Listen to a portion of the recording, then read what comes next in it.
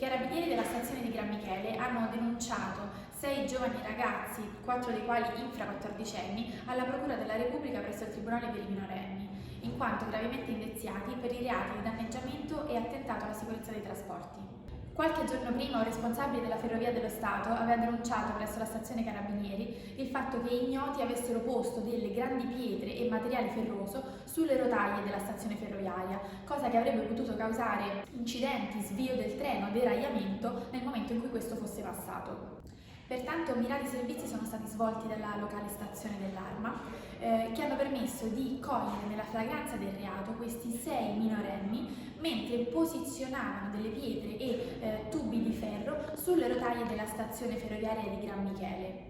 I 6 minorenni sono stati convocati in caserma alla presenza dei genitori ed è stata informata l'autorità giudiziaria minorile che seguirà il suo corso. Nel frattempo si stanno svolgendo accertamenti per verificare se i 6 minorenni denunciati in questa occasione sono gli stessi che hanno posto pietre e materiale ferroso in occasione della prima denuncia.